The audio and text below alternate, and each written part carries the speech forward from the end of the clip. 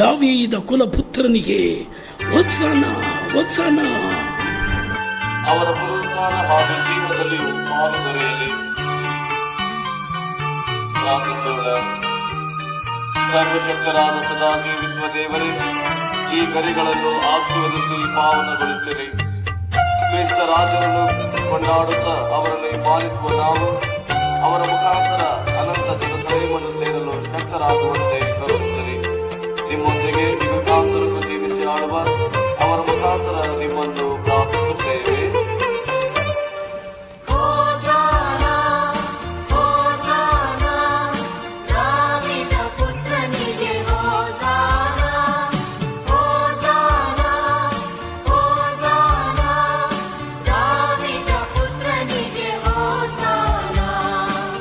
ಯೇಸುವೆ, ನಿನ್ನ ಶಿಷ್ಯರನ್ನು ಗದರಿಸಿ.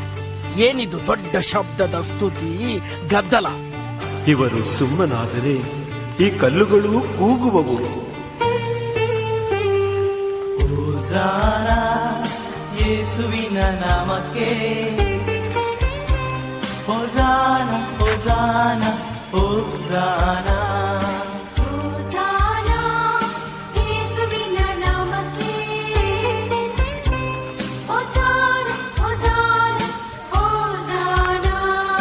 ಪರಿಶುದ್ಧ ಪರಿಪೂರ್ಣ ಪರಮಶಕ್ತ ಸೇನೆಗಳ ದೇವರಾದ ಕರ್ತನು ನೀನೇ.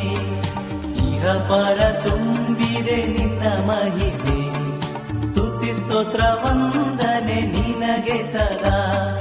ಹೋಸಾನ ಹೋಸಾನ ದಾವೀದ ಪುತ್ರನಿಗೆ ಹೋಸಾನ.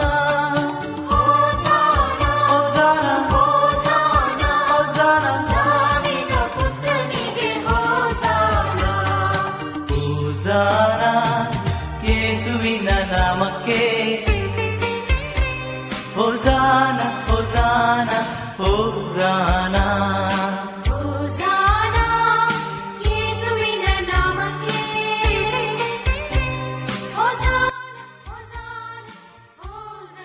ಎಂದು ನಿಮಗೆ ಹೇಳುತ್ತೇನೆ ಎಂದನು.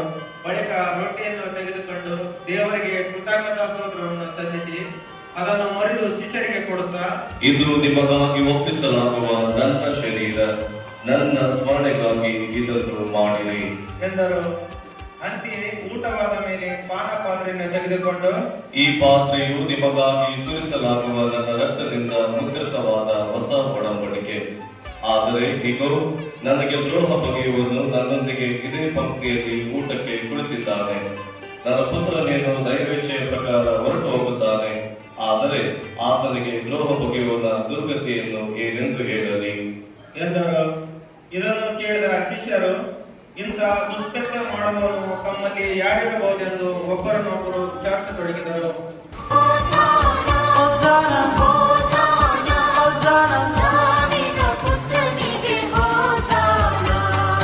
ಹೋಸಾನ ಯೇಸುವಿನ ನಾಮಕ್ಕೆ, ಹೋಸಾನ ಹೋಸಾನ ಹೋಸಾನ.